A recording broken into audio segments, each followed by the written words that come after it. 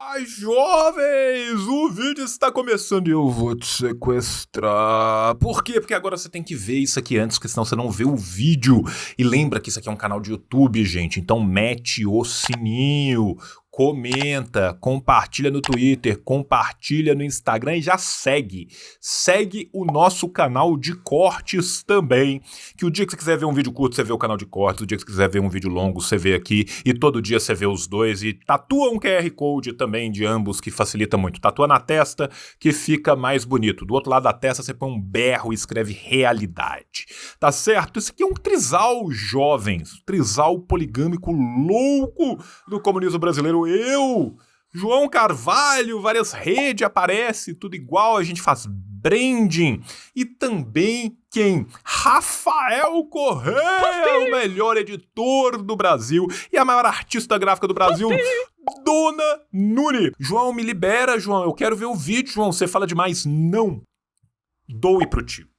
Este canal precisa de você, o tio está sorteando 120 livros por mês, 1.440 livros por ano. Eu gasto 60 mil reais no ano para fazer isso acontecer e eu tenho você, eu, Deus e a roda da frente, então manda o Pix aqui, Pix, assim disse o João, @gmail.com, a partir de R$5 você concorre e não é só desse jeito, você também pode entrar como membro no nosso clube, tem Apoia-se, tem Padrinho, tem o Caralho 4. Ah, João, eu moro na Cochichina, em 1342, então manda o PayPal.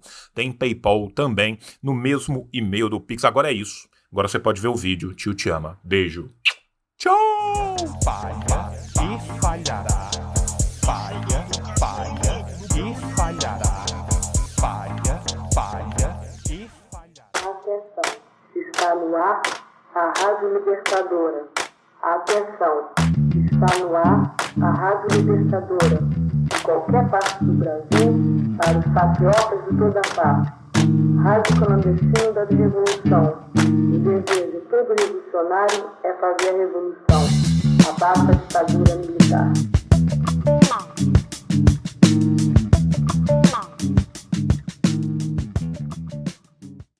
Salve, salve, pessoal! Estamos começando mais um AntifaCast, o podcast da Ação Antifascista São Paulo. Eu sou a Vitória. Eu sou o Pedro e, tradicionalmente, começamos fazendo aquele agradecimento, primeiro, a todos vocês que colaboram com o nosso projeto, que é totalmente autofinanciado, e fazendo um apelo para você que ainda não apoia e que pode, tem condições, primeiramente, ajudar a gente através da chave Pix, que aparece aí na tela no QR Code.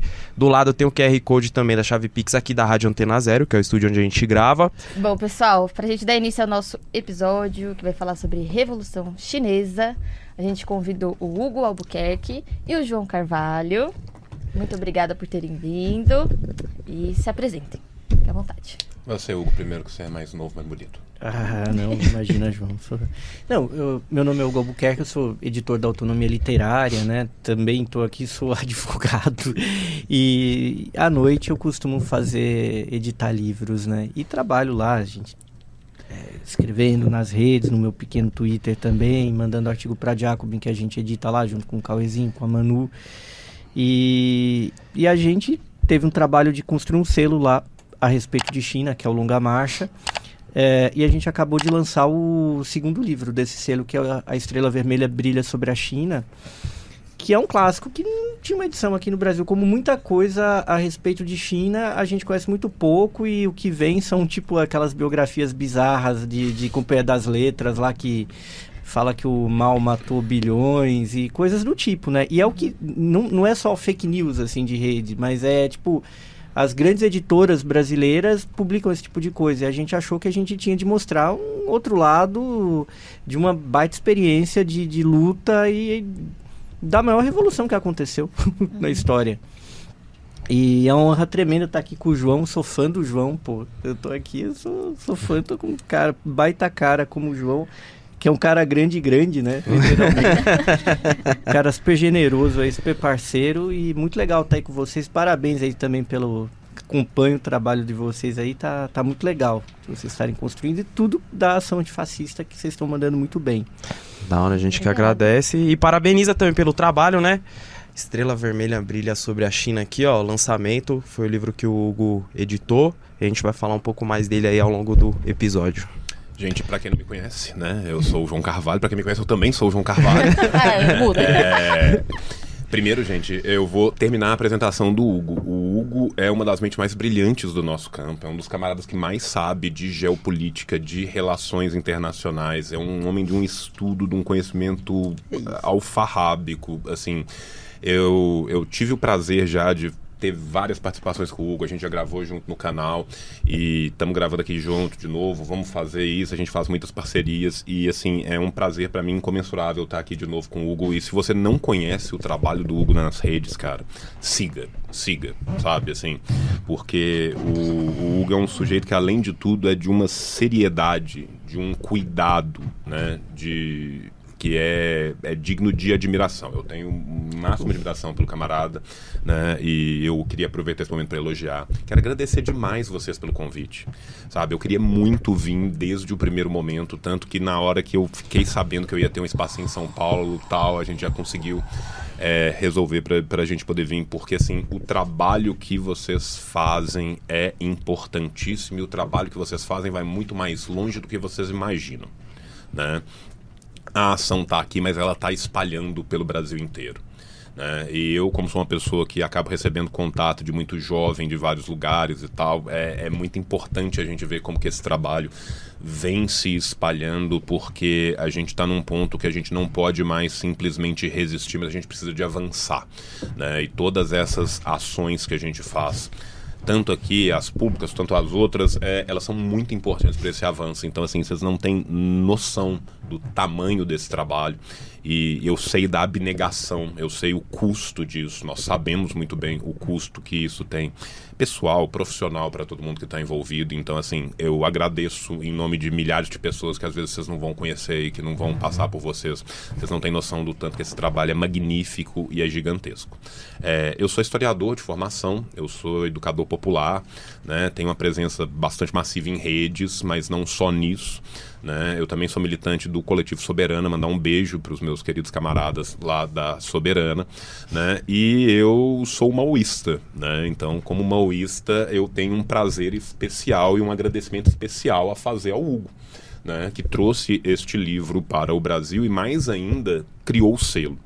Porque é muito irônico, e isso é uma coisa que a nossa geração, minha geração, do Hugo, o Hugo é mais novo do que eu, mas assim, a gente vem fazendo um trabalho que a gente não recebeu, né? Nós estamos falando aqui de um livro que está sendo traduzido quase 100 anos depois do seu lançamento, né? Eu lancei há pouco tempo atrás Obras Militares do Engels com texto inédito de 1840. Né? A gente não tem, por exemplo, Agnes Smedley traduzida para o português, que é um livro que precede este livro, que também é muito importante. Boa parte da literatura sobre China clássica, que foi escrito por marxistas do Ocidente, que tiveram lá, que visitaram lá, a gente não tem. As grandes biografias, Han Suyin, a gente não tem. Sabe? Então, assim, é um vácuo de informação enorme, né? E esse vácuo de informação, ele não é simplesmente da nossa língua, ele é da nossa língua também. Se você pega, por exemplo, mesmo os clássicos da literatura chinesa, boa parte deles não tem tradução para línguas ocidentais, né? Então, assim, e quando tem uma tradução que é raríssima de achar e o livro vai custar $500, você não vai achar nunca. Então, assim, este é um campo que ainda precisa de ser muito desbravado e a Autonomia tá encabeçando essa luta, né, junto com diversas outras editoras no Brasil que a gente tem no nosso campo, e esse é um trabalho coletivo muito importante. Então, obrigado. Pra gente é uma honra estar aqui e poder discutir esse assunto que é tão importante para nós. A gente que agradece, você é louco. Com certeza. Uma oportunidade. Tô emocionada. E, aproveitando, eu queria que vocês explicassem como que vocês chegaram nesse tema.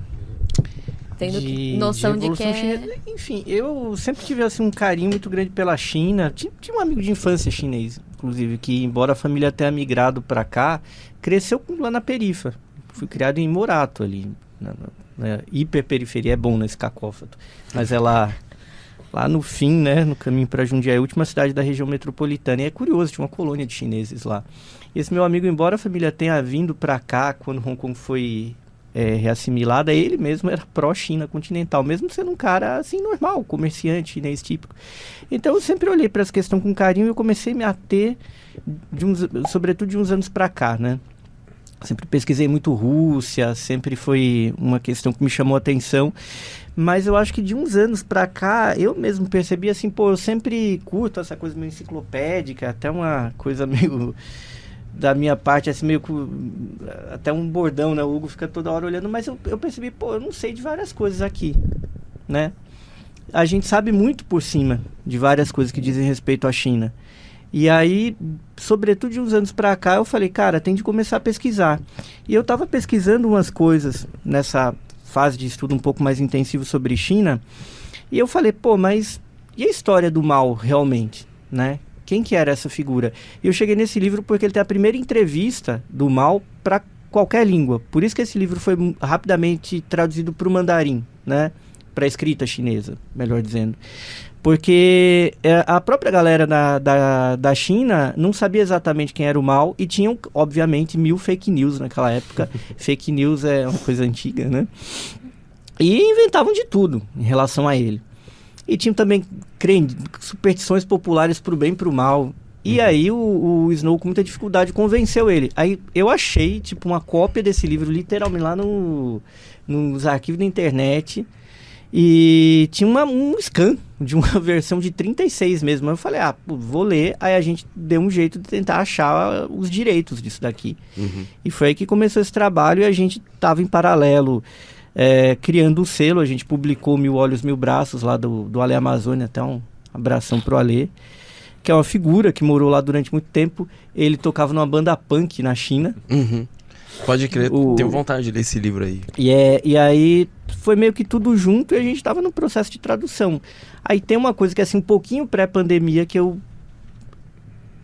entrei, tipo assim, submergi mesmo na temática chinesa, e teve a pandemia, e de repente a gente vê uma coisa fenomenal, que a China, mesmo com todo o desenvolvimento, ainda tem um PIB per capita, tipo, que é 3 vezes menor que o americano. Como é que morreu muito menos gente na pandemia na China do que nos Estados Unidos, ou mesmo que na Europa, que a gente também tem uma ilusão, o estado de bem-estar social, o capitalismo de face humana.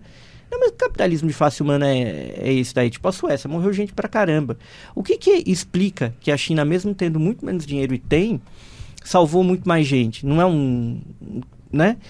Claro que eu, como comunista, nunca acreditei nessa teoria, mas assim, é preciso olhar para a China e falar, pô, não é possível que a gente não olhe de uma maneira mais detida e mais radical em relação àquele fenômeno ali, com todas as contradições que possam existir, sendo que morreu gente pra caramba aqui no Brasil. E de repente a gente chega num estado totalmente distópico, que não só durante o regime do Bozo, morreu gente pra caramba, morreu como a gente sabe que morreu, rolou um genocídio no Brasil, sobre o qual não pode se falar, que agora é tudo um sonho, não aconteceu, né? E a gente viu todo mundo morrendo, a gente viu a desgraça que foi a fome, não, e a China é um totalitarismo, a China é um não sei o quê. Ou mesmo no campo da esquerda, de uma crítica, não, isso daqui é uma porcaria, não é bem assim. E aí não, a gente precisa fazer ciência, né? A gente precisa ir até a fonte e entender o que é esse fenômeno, porque factualmente tem alguma coisa acontecendo ali, e alguma coisa que é interessante para a humanidade, alguma coisa que em certa medida é reprodutível aqui, e eles fazem coisas lá que a gente tem de reproduzir aqui, pela nossa própria sobrevivência como sociedade. Então é mais ou menos essa parada da minha relação com a China hoje. Sempre foi uma relação, né? Mas hoje em dia é uma relação de mais estudo a esse respeito. E também entender a China não por um viés de ler um ocidental, adoro Badiou, mas não é ler o Badiou ou os franceses falando sobre a China, é procurar ler gente ocidental que teve realmente lá e teve um envolvimento, e ler os chineses mesmo, entender a cultura deles, né? Olhar, porque é uma coisa impressionante que foi a construção do marxismo na China, do ponto de vista das traduções, do que eles foram recorrer para a cultura milenar deles, para elaborar uma linguagem para o marxismo, uma linguagem, inclusive, conceitual para o marxismo lá dentro. E o quanto aquilo é rico, e o quanto aquilo nos ensina como é possível, é necessário. E, digamos, a pretensão de universalismo do marxismo exige que a gente construa uma linguagem em cada lugar que existe. E isso ensina uma lição para o Brasil. Em tese, o fato da gente usar o alfabeto romano, ter uma língua ocidental, parece que não, a gente só vai lá e reproduz coisas. Mas a experiência chinesa faz a gente nos entender melhor. Olhando para uma coisa tão diferente, a gente começa a perceber, peraí, a gente não é Alemanha, a gente não é Inglaterra. A demanda de universalismo do marxismo nos impõe que nós criemos também uma linguagem para isso aqui. O que é uma tarefa um pouco diferente da chinesa, mas é uma tarefa que está colocada. Não, claro, é muito importante, ainda mais que na América Latina meio que a gente vive em dois mundos, né? Que a gente não é completamente aceito no mundo ocidental, mas ao mesmo tempo a gente é privado de viver a nossa vida, tipo, numa materialidade, assim, né? De uma relação profunda com o que a gente é, né? Numa perspectiva existencial mesmo, se falando. Cara, falando um pouco da minha relação com a China, né? É muito irônico que a primeira vez que eu entro em contato com o Mao Zedong, eu entro em contato adolescente, porque eu fui fazer uma carteirinha falsa para poder ver cinema, e era num estadual, e aí lá a galera do Grêmio era maoísta, e a carteira vinha uma foto gigante do camarada Mao, com as massas atrás se agitando, e escrito, os imperialistas são tigres de papel. Eu falei, caralho, que foda. Falei, caralho, que foda. Quem que é esse maluco? Eu tenho que descobrir quem que é esse cara. Né? E aí foi o meu primeiro contato, e depois, né, as coisas se tornaram tricontinentais, né? Eu gosto muito do Mariátegui. O Mariátegui é uma influência gigantesca para mim, e o Mariátegui fala, né, nem cópia nem decalque, né, que a gente tem que ter essa criação, né, que o nosso marxismo não precisa ser cópia nem decalque. E eu depois passei a estudar muito Fanon, fui ler Fanon e tal, e lendo Fanon eu passei a sentir uma necessidade, que é isso que o Hugo vai falando. A gente que vai estudando, a gente vai sentindo necessidade daquilo que nos falta. Né? Então, eu tava estudando Fanon e tal, falei, eu preciso entender melhor de África para poder entender o contexto em que vai estar inserido a luta da Argélia, as outras lutas africanas. Aí eu começo a estudar todas as lutas africanas, o anticolonialismo africano, e aí eu percebo, para esses caras Mao é importante pra caralho, né? E aí eu falei, não, eu tenho que estudar melhor o anticolonialismo asiático. E aí uma coisa vai levando a outra coisa e a gente vai criando esse acúmulo. E aí, quando eu chego para estudar o anticolonialismo asiático, eu vou me debruçar em Vietnã, vou me debruçar em China, vou me debruçar em Mongólia, enfim, vou me debruçar nos vários movimentos que a gente tem ali. Quando eu chego na China, eu descubro um outro mundo, né? Porque eu começo, a partir do momento que eu entro em contato com a teoria, de ver que esses aportes são muito universalizáveis, de ver que muitas vezes, né, nós somos muito diferentes sendo muitos iguais.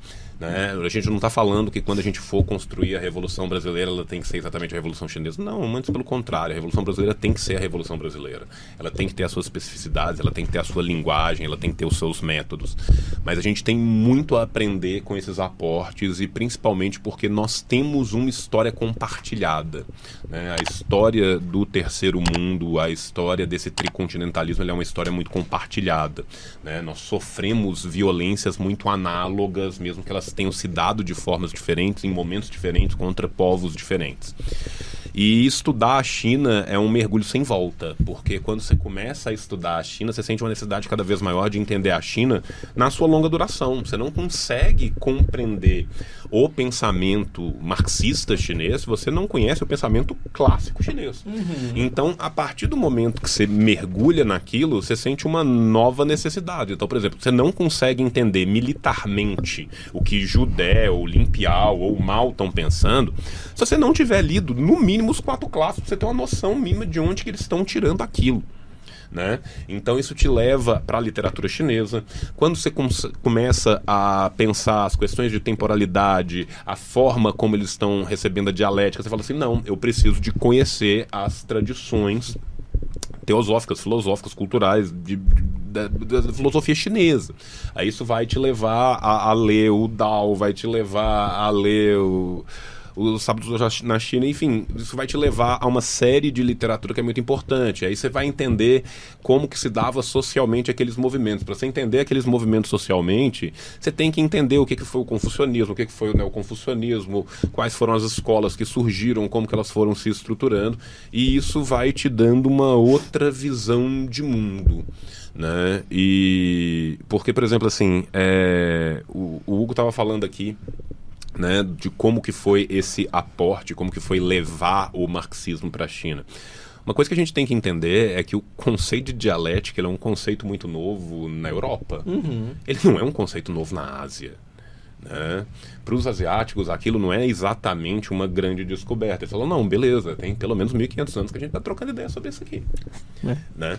E a gente tem uma visão, muitas vezes, né, como periferia do Ocidente, que é extremamente colonizada. A gente tem que decolonizar também essa visão, porque a gente tem uma visão que é eurocêntrica, a gente tem uma visão que é orientalista, porque isso é impingido contra nós. Isso é uma luta para a gente sair disso. E aí, no momento que você consegue mergulhar nesses tópicos, eu acho que isso facilita muito as construções que a gente tem que fazer aqui. Porque, em última instância, qual que é o trabalho de todos nós militantes marxistas do Brasil? Construir a Revolução Brasileira. Só que se a gente não precisar de reinventar a roda, as coisas são muito mais fáceis. A gente tem muito o que aprender com os diversos exemplos. E o exemplo chinês é um exemplo muito importante, né? Porque eu, particularmente, como maoísta, acredito que o Mao tem, além de tudo, um salto qualitativo, né?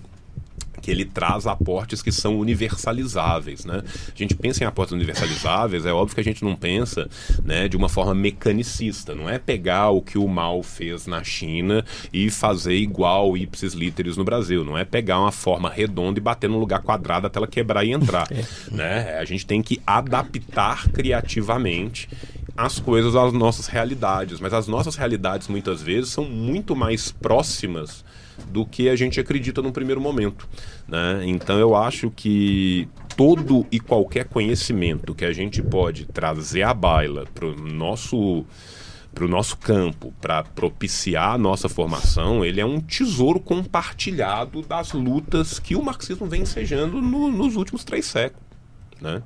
E a China, em específico, é muito importante e é muito esquecido, né? A gente, às vezes, tem olhos muito abertos para a Europa e, assim, academicamente ainda é muito pior, né? Porque aí é França, Alemanha, Estados Unidos e acabou. Né? Dos montes Urais para lá não se faz ciência, gente marrom não faz ciência, né? Mas mesmo dentro do nosso campo, às vezes, certas experiências ficam mais esquecidas e eu acho que é nossa função, né, trazer elas à baila, trazer essas discussões, ensejar as discussões, que elas são muito importantes. Pode crer. Seguindo nessa linha aí que você falou, né, desse salto qualitativo que o Mao contribuiu com o marxismo,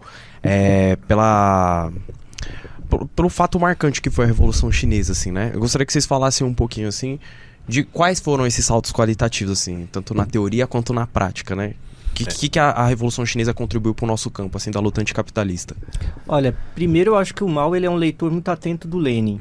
Isso é incrível, assim, isso era reconhecido na própria União Soviética. Ele vai se debruçar de um jeito muito, sabe, muito preciso, muito obsessivo até.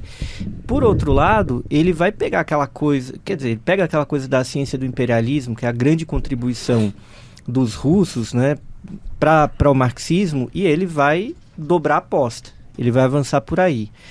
Mas eu acho que a grande contribuição do Mao é que ele pega esse trabalho do Lenin e ele dobra a aposta na ação de massas, né? Que você tem de pensar uma ação revolucionária, o que implica também numa lógica de autodefesa, porque isso é curioso no Mao, né? Ele não está pensando a guerra, ele organiza tudo muito numa questão militar, mas é uma questão de autodefesa a todo momento. O Exército Vermelho, que depois se torna o Exército de Libertação Popular, ele é sobretudo uma máquina de autodefesa popular e de geração de vida. É o exato oposto do nazismo. O nazismo é uma máquina de destruição rápida. Ele é uma máquina móvel, ele recria a própria guerra moderna. Porque a nossa guerra, a gente não pode lutar contra o adversário nos termos do adversário. A gente vence o adversário tentando jogar ele para o nosso campo e para a nossa forma de luta. E essa lógica dele, de uma ação de massas, de vanguarda, ser um imperativo, um princípio motor, e de uma ação política para engolir a própria guerra, é algo impressionante. Tem suas raízes na China, como o João estava falando aqui. Tem raízes, por exemplo, em Mozi, que é um dos filósofos mais importantes da China antiga e o único que tinha origem trabalhadora. Que ele era um calígrafo e os escribas eram os caras que faziam os ideogramas lá, eles eram trabalhadores pela regra da China antiga. A regra das 4 gentes, né? O Simin. E o Mao, ele tem uma carta do final dos anos 30 que inclusive ele chama o Mo de o grande mestre. Ele trata assim, uma carta, uma troca de correspondências dele com o Shenbota. E essa coisa de lutar a guerra, para que a guerra seja a última das guerras, é sensacional, porque ele nem tá, ou é pacifismo ou é guerra. Ele leva a dialética, ele dobra a aposta na dialética de unidade de opostos, que é essa dialética aqui que a gente está falando. E ele pensa, a gente não tem que ser o idiota de falar, não, aqui a gente não luta, não vamos resistir, ou vamos abraçar a coisa da guerra e vamos abraçar o militarismo. Não, a gente tem de criar uma resposta para isso, e a resposta para isso é uma lógica sistêmica de autodefesa e de geração de vida. Então os caras chegavam num soviete e mesmo naquele cenário precário, eles cercados ali tipo no sul da China, que é o período que a Agnes pega, né, do Exército Vermelho Marcha, que é uma grande militante comunista feminista que foi pioneira em China. Ela não chegou a entrevistar o Mao, mas ela fez todo esse relato da fundação do primeiro soviete, lá em Jiangxi, que é no sul da China, perto inclusive da terra do Mao. Os caras criam cooperativa. Eles incentivam a empresa privada não capitalista, criam a empresa pública, eles criam banco. Isso é interessante. A gente tem de criar o nosso banco, a nossa moeda, colocar as nossas trocas dentro do nosso circuito, criar universidade, criar escola. E outra, nessa coisa de ação de vanguarda, não é, o cara defende a ação de vanguarda. Não, é uma lógica muito sistêmica e um trabalho muito sério para organizar as massas. Então você olha no soviete lá de Jiangxi, depois, quando eles fazem a longa marcha e chegam em Yan'an, lá no noroeste, que são as montanhas meio que perto de onde a China nasceu, perto da primeira capital da China unificada. E eles criam tudo isso, eles escavam montanhas e fazem tudo dentro das cavernas. Criam universidade lá, cara. Eles criam liga para juventude, liga para pioneiro, para pegar criança, adolescente, muitas vezes órfãos, que eram colocados ali, né, para receber educação, para estarem sendo cuidados. Tinha liga de mulheres, liga de agricultores, e no limite a liga do povo pobre, o Piminhui. Então a galera que estava mais ferrada, viciada em ópio, faminta, que era analfabeta, eles colocaram a galera ali dentro para ter um programa de educação popular, de organização, conseguir alimentar essa galera, dar dignidade a essas pessoas, porque a China tem uma história milenar, a história da escrita chinesa tem aí 3.300 anos, porém, durante a maior parte da história chinesa, o povo não dominava a escrita. Quem vai ter um trabalho sistêmico de pedagogia popular são os comunistas. Né? E também do ponto de vista da cura, porque a gente fala, a medicina chinesa é linda e maravilhosa. É linda e maravilhosa, fez coisas importantíssimas. Os comunistas pegaram muita coisa boa da nossa medicina e juntaram com a medicina de lá. Mas eles também inverteram o polo do que é a medicina chinesa, do ponto de vista de falar que o povo é sujeito à cura. Porque durante milhares de anos, muitas vezes o povo não era. Você vai tratar do povo, você chegava para um velho médico chinês e ele falava, não, mas o João não é um nobre, não é ninguém, eu não sou veterinário, né? Não vou cuidar dele, não vou cuidar de você, não vou cuidar de um cavalo, vou atender lá o imperador, e esse pessoal é que merece a cura. Então esse tipo de inversão é importante entender, porque os caras produziram o maior processo revolucionário da história, que a gente sempre precisa ter dimensão das coisas. A China é muito grande, é um lugar gigantesco, do tamanho de um continente, cuja população é maior que de todo o continente americano, é maior que toda a Europa, e é um lugar velho. O que é bom e é ruim, né? É muito mais complexo você propor mudanças num lugar como a China do que no Brasil, nosso jovem Brasil, né? A gente é um país que está na adolescência. Tomara que não morra na adolescência, né? Mas... E os chineses têm muito essa consciência, porque eles passaram por muita coisa. E os caras conseguiram fazer algo desse tamanho, dessa complexidade, de incluir as pessoas. E eles tinham, isso não é consequência, não é colateralidade, não é sorte. Eles tinham essa preocupação desde o primeiro momento. Não é? Isso muda a vida das pessoas e a vitória deles acaba sendo uma vitória política. Porque aquele camponês, ele sabia que a moeda vermelha era confiável. A moeda branca não era.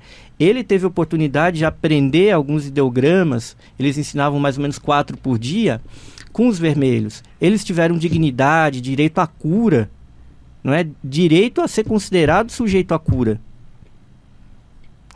com os vermelhos. essa experiência é uma coisa maravilhosa. É uma das coisas mais impressionantes da história da humanidade. Quando eles fizeram reforma agrária, eles distribuíram a terra em torno de 2 anos e 8 meses. Foi a primeira fase do Tugai, que foi a reforma agrária chinesa. E eles dividiram 5% de toda a terra arável do planeta para o equivalente a 12% da população humana, que eram uns 300 milhões de camponeses. Então, aqui no Brasil, eu até escrevi um artigo recentemente para a Jacobin sobre o Stedley, e a fala dele em resposta ao ministro da destruição do meio ambiente do Bolsonaro, o glorioso Sales, Ricardo Sales, lá que agora está respondendo a um processo de contrabando de madeira rara, né? Inclusive internacional. A galera não sabe, a gente não consegue distribuir terra. Por outro lado, a divisão da terra na China, antes de 49, ela era menos pior que a nossa hoje. E eu só fui me dar conta disso estudando a China, que eu fui me dar conta do que é um real tamanho de uma fazenda.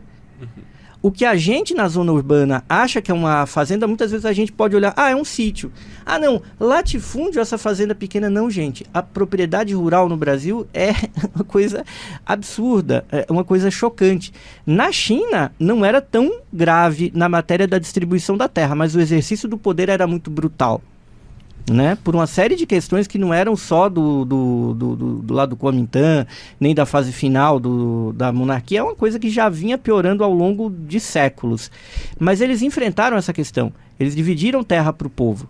Imagina o que é que você pegar 12% da humanidade e vai falar, no Brasil é impossível, né? Impossível distribuir terra, é impossível assentar. Os caras em 2 anos e 8 meses, com a guerra civil ainda rolando, a República Popular estava proclamada, mas a Guerra Civil não tinha terminado, eles estavam lutando a Guerra da Coreia e estavam dividindo terra para o povo. E organizando o povo, não é só dar terra para o povo, é criar cooperativa, criar um mecanismo de troca.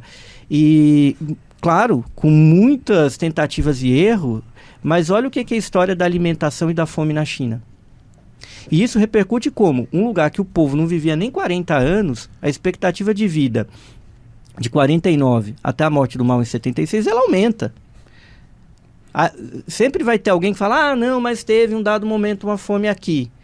Você pega o cômputo geral, você pega a história inteira de 49 em diante, você vê o que foi o avanço da alimentação das pessoas, o que foi o avanço da expectativa de vida do trabalhador camponês, se tornar, nesse sentido, cidadão, no sentido material, de você ser uma pessoa que merece se alimentar. Né?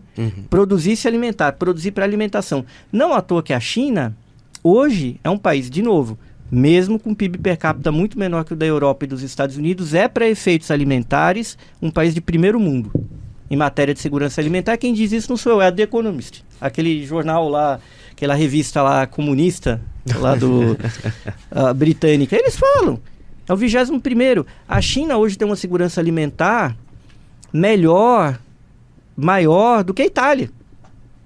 Você corre mais risco de passar fome na Itália do que na China. Hoje. Entendeu? Isso não é um fato qualquer.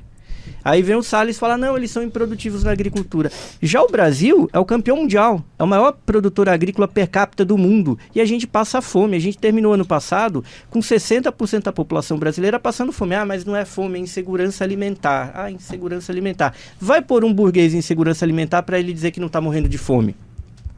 Né? Então a gente terminou o ano com a maior per capita de tonelagem por hectare do mundo e com mais da metade da população passando fome.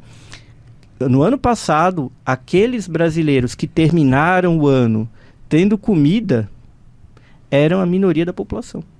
E é muito louco que no Brasil a gente já sabe, desde pelo menos o começo da década de 50, né, que o José de Castro fez lá a Geografia da Fome, que o problema não é produção, é distribuição, né? E, inclusive até o José de Castro, depois a ONU acho que pagou ele para fazer o Geopolítica da Fome, né? E ele fala do caso chinês, assim, mostra como a China tá mitigando a fome, né? E o que eu acho muito interessante ressaltar no caso da China é isso que você falou de como eles viam a guerra, né? Porque, foi um processo de mais de 20 anos de guerra civil, invasão de outro país, uma guerra mundial, guerra civil de novo, guerra da Coreia, e os caras não largaram a mão, assim, né? Não. Não, até porque, assim, era um processo que pra China é muito mais intestino do que às vezes a gente pensa. né? A gente tem que entender também o que foi o século anterior, o que foi o século da vergonha, né? Porque a China vinha sendo dominada por diversas potências estrangeiras e essas potências estrangeiras conduziam, vez sim, vez também, guerras contra a China. Então, desde ali do começo do segundo quartel do século XIX, né, a dinastia Qing já vinha sendo invadida de tudo quanto era canto, né? A gente tem que ver que os Qing conseguiram, inclusive, segurar muito as invasões terrestres, né? O Vietnã, a França tenta usar o Vietnã de ponta, tenta passar também via Tibete e tal, e ainda consegue segurar, né? Às vezes via Mongólia Exterior também se tentava outras invasões, a Inglaterra, mas a parte marítima eles perderam basicamente todo, né? E isso ensejou também um outro problema, que essa dinastia de origem Manchu, ela já era uma dinastia um tanto quanto tirânica quanto a maioria étnica nacional. A gente tem que lembrar que a China, além de ser um continente, além de tudo, é um lugar brutalmente pluriétnico. Nós estamos falando de 56 etnias diferentes aqui dentro, né? Então, assim, é um lugar muito mais complexo do que a gente, às vezes, imagina, né? Por mais que a gente tenha uma maioria de Hans, né? Isso não se reflete regionalmente, né? Então você tem não apenas uma China, mas várias Chinas essas que passaram, né, do século XIX e no século XX por períodos, né, complicadíssimos, né? Uma dinastia que estava em decadência, né? Que quando já vai a transição para o Puyi ali já estava, né, na sua decadência maior, mas que ainda assim exercia contra o seu povo, né, uma dominação muito brutal, né? E isso permeou, gente, é só a gente pensar que na revolta Taiping morre mais gente do que na Primeira Guerra Mundial. Sim. Né? Nós estamos falando de uma revolta interna chinesa que ninguém normalmente nem sabe que existiu, que gera mais mortos do que a chamada Primeira Guerra Mundial, né? Então, assim, tudo quando a gente vai tratar de China é um outro patamar, assim, numérico, de complexidade, de tudo isso, né? Voltando ali no que você estava falando, né, dessa questão militar, a gente tem que entender também como que o Mao Zedong Zhejiang, né, o pensamento do Mao Zedong vai se desenvolvendo, mas não é só isso, né? Esse é um pensamento coletivo construído pelo Partido Comunista Chinês e é construído no meio de muitos embates, né? A gente hoje em dia tem a figura do Mao muito cristalizada, a gente pensa na China, já vê a figura do Mao, mas o caminhar até que o Mao e o grupo do Mao chegasse ao poder no partido foi um caminhar de rápido aprendizado e de muitas perdas, né? Você tem tanto os desvios à direita primeiro, como os desvios à esquerda depois, que vão levar um movimento que poderia ter nascido de uma forma diferente. E, inclusive no livro, se eu não me engano, o Mao fala na entrevista dele, né? Como que se no começo a gente tivesse conseguido investir nos soviéticos, ele fala assim, vocês acham que conseguiria tal, segurar o Kuomintang, segurar toda a capitulação? Não, mas teria uma base no sul que seria diferente, que teria propiciado uma coisa diferente. Tendo essa base, talvez a longa marcha não tivesse que se dar da forma que se deu, enfim. Mas a gente não tem como trabalhar em cima disso. Mas o que a gente tem como trabalhar é pensar nessas várias contribuições. Então, qual que é a grande ideia? A grande ideia é que você só consegue construir este exército, este braço armado popular, a partir de uma construção que vem muito antes, né? O movimento comunista no Brasil, às vezes, ele teve um momento que ele tinha povo e não tinha arma e não tinha povo, e depois não tem povo nem tem arma. Só que a verdade é que às vezes se tenta queimar etapas, se tenta colocar os carros na frente dos bois. E o exemplo chinês eu acho que é muito importante para isso, né? Porque quando o Mao vai, por exemplo, para os distritos rurais, e não é só o Mao que está fazendo isso, o Mao está fazendo isso num canto da China, o Judé está fazendo no outro lado, o Zhou Enlai está fazendo isso de outra forma, e esse é um movimento coletivo muito grande, mas você tem toda uma preocupação de uma construção de linha de massas, de uma construção de uma base que vai desaguar. Mesmo a primeira experiência de exército, né, que vai se dispersar ali, mas que vai conseguir uma parca vitória, mas que mostra essa possibilidade de mobilização, ela só é possível precisamente porque nesse soviete foi feito tudo aquilo que o Hugo estava falando. Estava se fazendo uma construção que era da base. Você primeiro mobiliza a massa popular, né? Então, assim, e para além disso, né, o Mao ele não traz simplesmente essas contribuições que são da praxis. O Mao traz também, ao longo do tempo, muitas contribuições teóricas. O Mao era um cara que escrevia muito, né? A gente tem que lembrar que o Mao é pedagogo, né? Isso é uma coisa que eu acho maravilhosa e importantíssima, gente. Você pensar que o Mao era um roceiro pedagogo, né? O Mao é um cara que veio da roça, a novinha não queria o Mao só porque ele veio da roça. Né? E o Mao era pedagogo.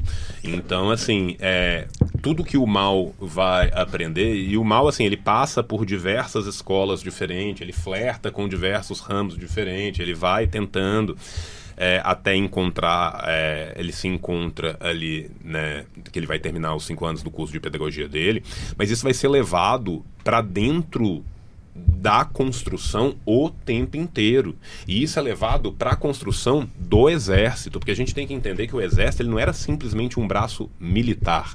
Ele era, sobremaneira, também um braço político. Onde o exército passava, ele não passava simplesmente fazendo a campanha militar. Ele também tinha... Tanto que quando qualquer um dos grandes revolucionários chineses é entrevistado por qualquer ocidental, que ele vai mencionar um exército, ele fala assim, o comandante militar era fulano, o comandante político era ciclano. Né? Por que eles põem essa ênfase tão grande? Porque a campanha que o exército fazia não era simplesmente uma campanha de razia, de tomar alguma coisa, de tomar um lugar e depois vai vir a galera que vai construir. Não, ele também é uma campanha de construção.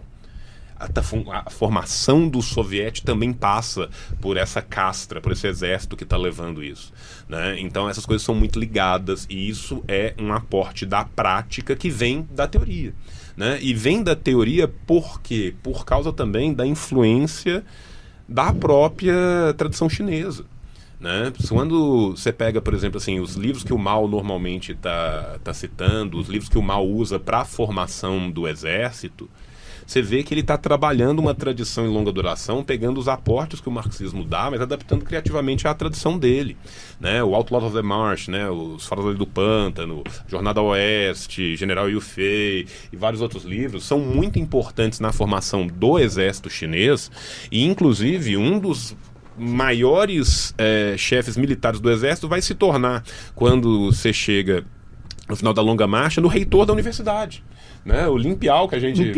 O Lin Piao, gente, é o cara que cria, entre aspas, o ataque rápido antes do ataque rápido ser criado. Porque quando você pensa a forma, e o Hugo falou isso é importantíssimo, né? Que é trazer a luta para o lado deles. Por quê? Porque o exército de libertação popular ele é infinitamente menor e sem recursos. Né? Se eles fossem ir para uma guerra de posições, ele ia apanhar, ele não tinha gente, ele não tinha recurso, ele não tinha canhão, ele não tinha. Não tinha. Tinha avião. Não tinha avião, não tinha nada disso. O que ele tinha? Ele tinha a massa popular e ele tinha os soviéticos. Então, quando ele combate num território que é dele, ele sabe que ele pode contar com todos aqueles camponeses que estão ali. Ele sabe que ele pode contar com mesmo com a alimentação. E o exército chinês, ele sempre manteve diversos princípios que os outros exércitos não mantiveram, né? E às vezes a gente fala do Kuomintang e a gente pensa assim, eles têm um exército regular. Não! O Kuomintang também era uma bagunça de exército do caramba, porque você tem diversos senhores de guerra que estão indo ao sabor do vento, que ora estão de um lado, ora estão do outro, ora estão independentes. Você tem exércitos que eram exércitos mercenários, você tem exércitos que eram regulares locais, você tinha polícias de certas províncias que foram transformadas em exércitos, então era uma confusão. Tinha milícia. Tinha milícia, e você tinha a milícia mesmo. Como a gente chama milícia? Como a gente chama milícia, que eram os caras que saíam com um saco de maçaneta pra quebrar o seu joelho de lado, você entendeu?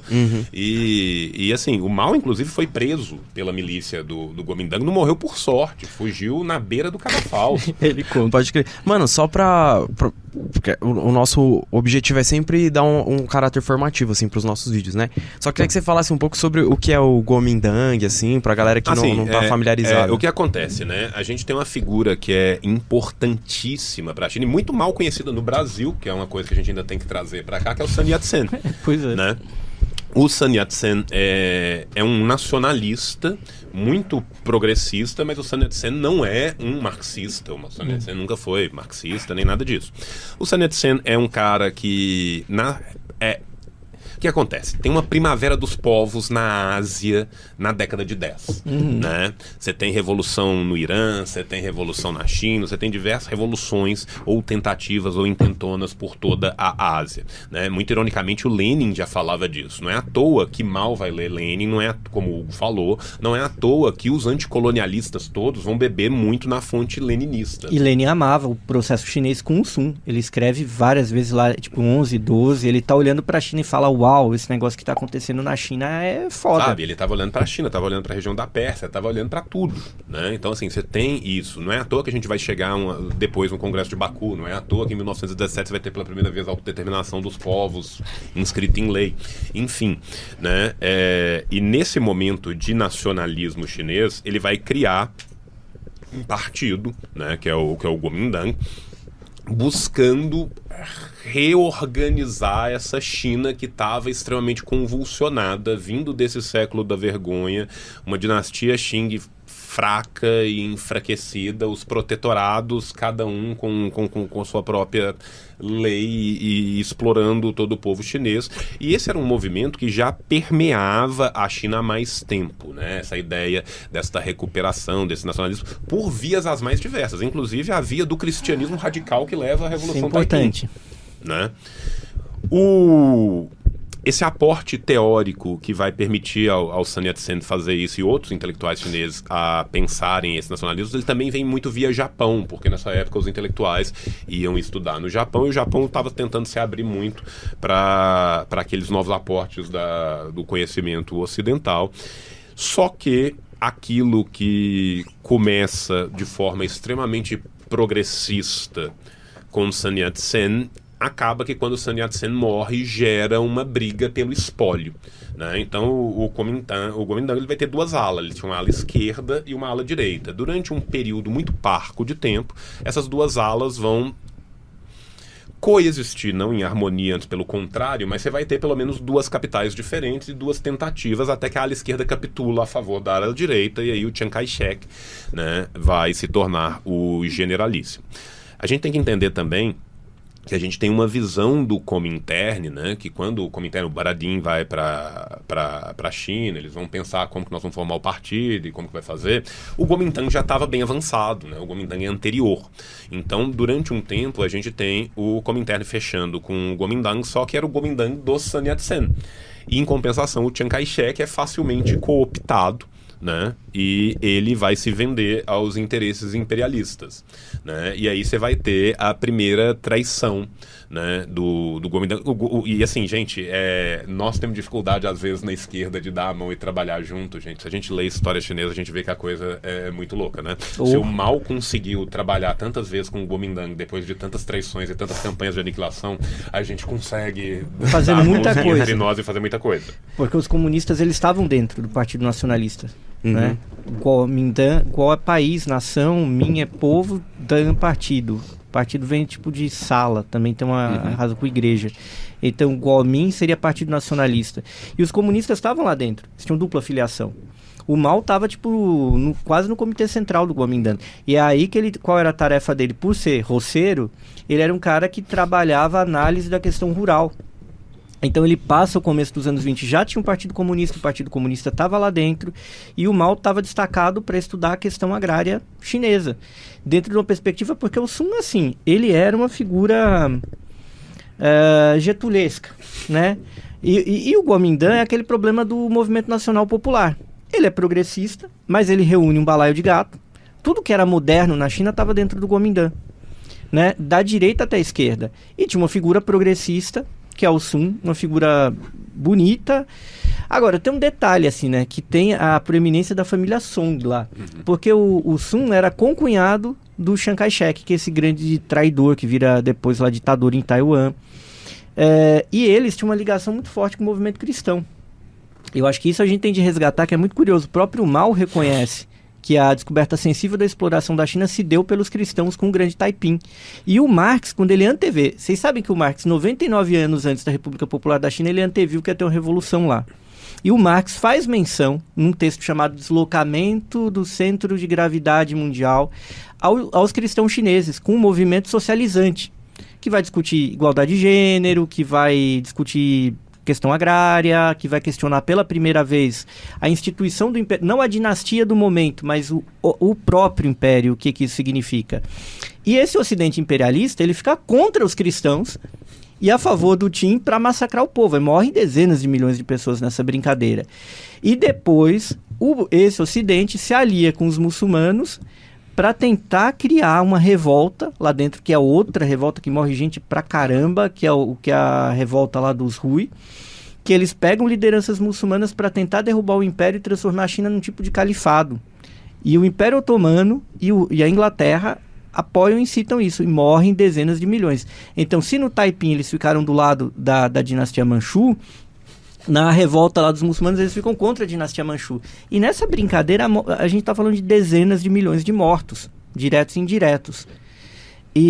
Só que o Taiping deixa um legado, por mais que ele tenha sido derrotado. E derrotado onde? Porque depois que mataram o principal líder dele, depois fica o Shi Dakai, que é o rei alado, eles morrem tentando cruzar um rio, que é o rio Tatu. E isso tem uma coisa importante no livro, porque a Longa Marcha passou e atravessou esse rio. E isso era muito importante para muitos comandantes que eram Hakka, que é uma minoria do sul da China, que muitos Hakka viraram cristãos em um dado momento, e mesmo aqueles que não eram, tinham uma reverência ao Taiping, pela importância que o Taiping teve para o povo Hakka no sul da China.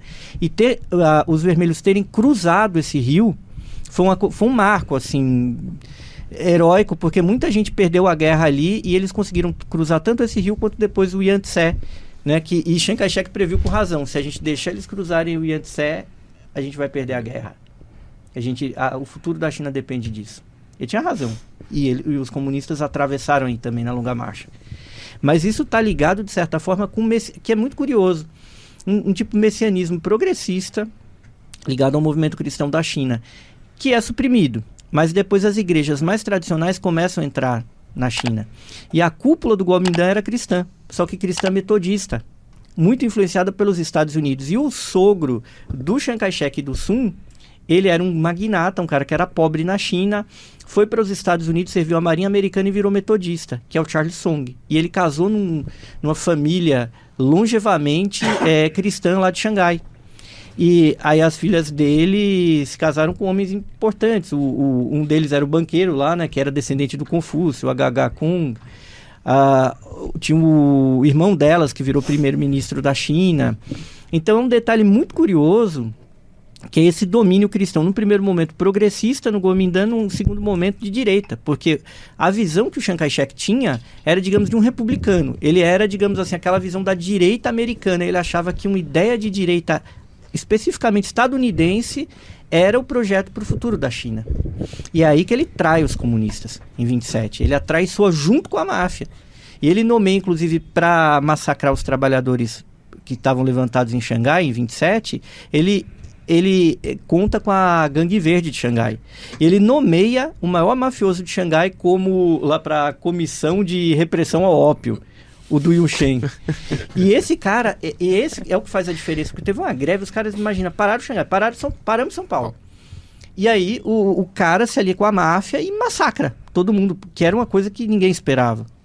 Mas é desse levante de 27, dessa revolução traída e dessa expulsão e desse expurgo dos comunistas desse partido nacionalista, que vai dar origem à Revolução Chinesa. E que bom que foi isso, né? Porque isso também permitiu que o movimento comunista chinês se desenvolvesse de uma maneira autônoma. E é muito curioso na parada que, no fim, os comunistas, eles defendiam coisas mais parecidas com a tradição chinesa do que o Kuomintang. Porque, no fundo, você está falando de marxismo na China e dialética de unidade de opostos. Isso é uma coisa que é o pensamento tradicional da China. Aqui no Brasil, e na Alemanha e na Inglaterra, pensar a contradição como interior às coisas e às pessoas e à sociedade não é da nossa tradição, é iconoclasta. Isso daí é uma ruptura. Na China, ao contrário. Então, no fim, o jeito de pensar marxista fazia mais sentido para um chinês médio do que a forma moderna, analítica, positivista e cristã de direita do Chiang Kai-shek. Levando em consideração também que o Sun era um cara muito arrumado, o Lenin adorava, eles tinham um approach ali.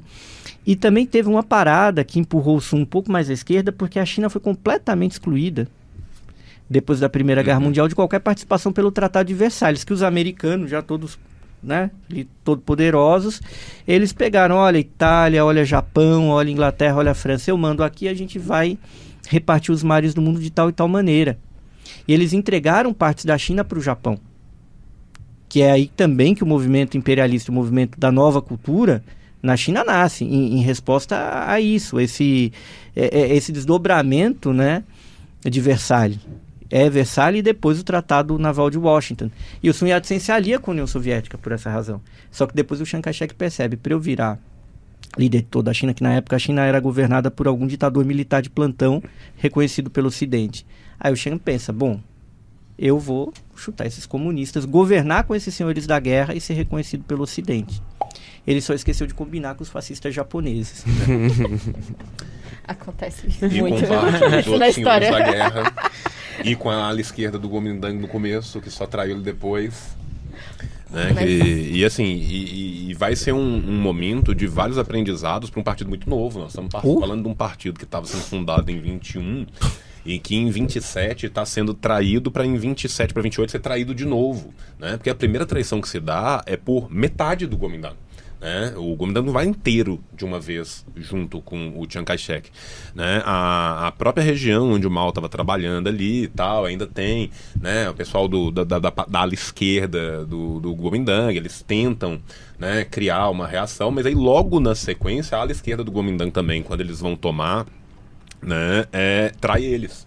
E se alia ao Chiang Kai-shek. Isso é uma questão de meses, mas ainda é uma questão onde se mantinha, né? Porque quando começam as ondas de expulsão, né, elas não começam na China inteira ao mesmo tempo, concomitante no mesmo segundo. Tem uma briga ainda dentro do Kuomintang, tanto que vai ter gente da ala esquerda do Kuomintang que vai sair e vai se aliar aos comunistas. Sim. Né? E vão ser importantes, inclusive. Né? Dentro dos 10 marechais, se não me engano, 2 ou 3 eram da ala esquerda. E o homem forte da economia, né? Do Mao, o Lin Po-chu. O Lin Po-chu também. Que ele estava no leito de morte de Sun Yat-sen e era o homem forte da economia. E ele se alia, perde tudo que ele tinha para se aliar com os comunistas. Pode crer. Né? E aí, assim, nessa sequência de traições, o partido tem que criar uma casca muito rápido. Né?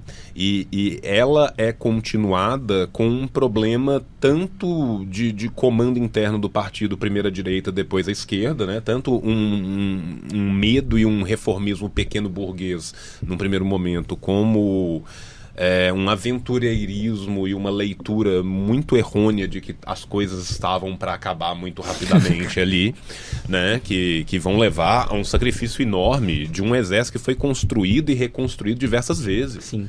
Né? Porque a gente tem que pensar que ao longo de todo esse período a gente tem... Gente, assim, campanhas de aniquilação, de cerca e aniquilação, tem 6, 7, 8. Mais o pessoal o número de vezes que o exército tem que ser reconstruído. E quando a gente tá falando reconstruído, gente, é sair de 300 mil para 30, é sair de 300 mil para 20. Né? Então, assim, é muito impressionante ver como que a guerra popular prolongada conseguiu se manter, e ela só conseguiu se manter por causa disso, por causa desses aportes, que eram aportes da própria cultura chinesa, aliados ao pensamento marxista da forma que ele foi entrando na China. Né? E também por muitos encontros fortuitos mesmo. Né?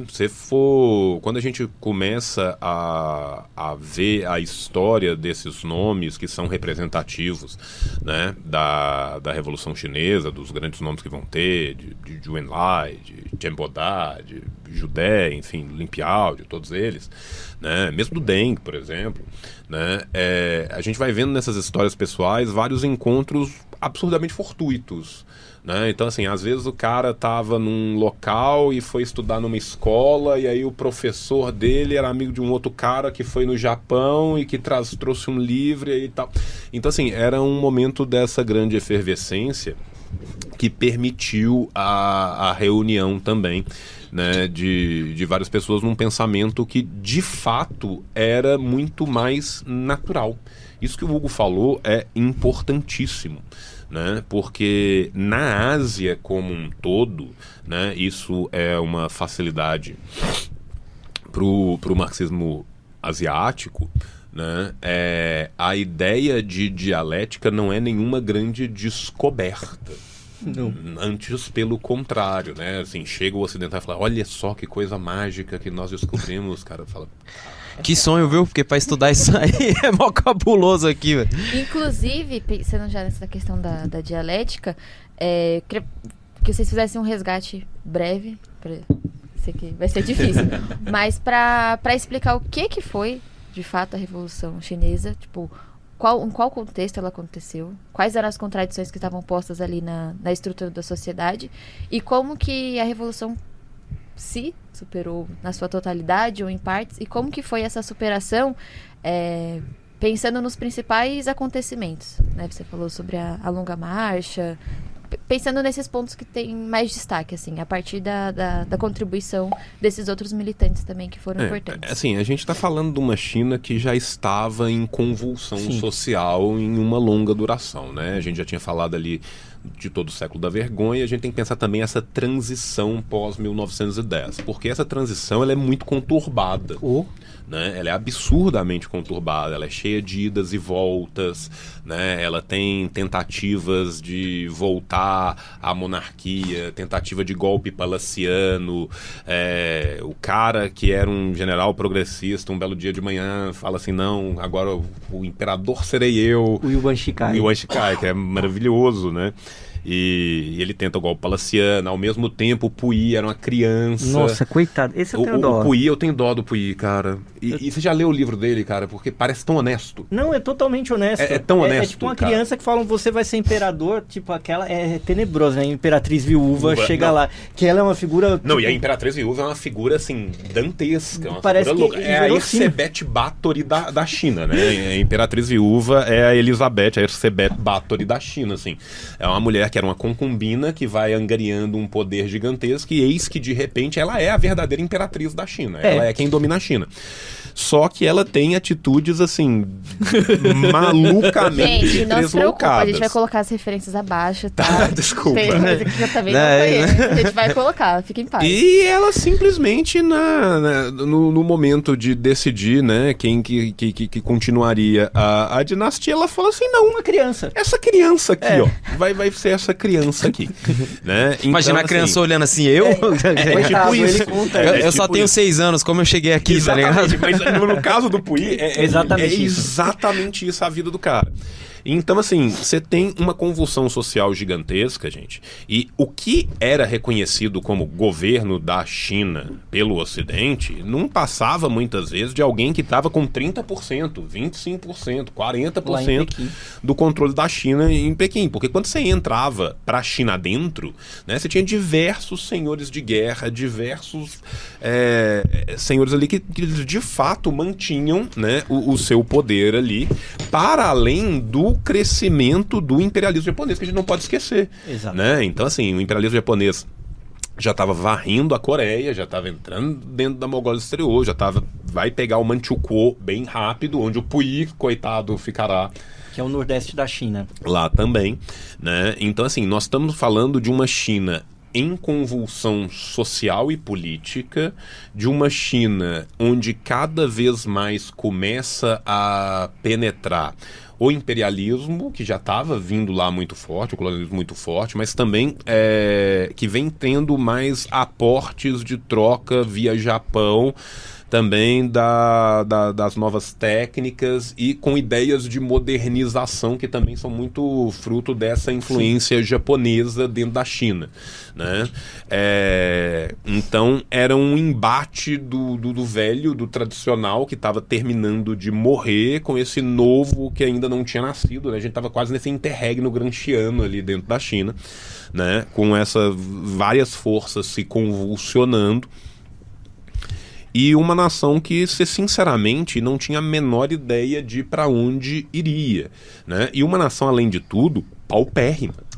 né? Nós estamos falando aqui, todo ocidental que visita a China, né, entre 1840 e 1930, né, o que é padrão dele falar? Ele fala assim, só tem dois tipos de gente na China: os absurdamente ricos e os miseravelmente pobres, né? Essa era a visão que você tinha, principalmente porque os ocidentais estão indo para o protetorado, estão indo para Pequim, estão indo, né, para Nanjing, estão indo para grandes cidades. Mas ainda assim, nós estamos falando de uma China que era muito pobre, tão pobre a ponto de que muitas vezes aqueles que a gente chama, né, de os senhores, dos lordes de terra, dos terratenentes da China, é um cara que no Brasil ia ter um sítio. Exato. Sabe? Quando a gente fala assim, não, meu pai era... O próprio Mao falando da infância dele, não, meu pai se tornou rapidamente um camponês médio, ele tinha 5 mu de terra. Que era uma chácara. É uma chácara, cara.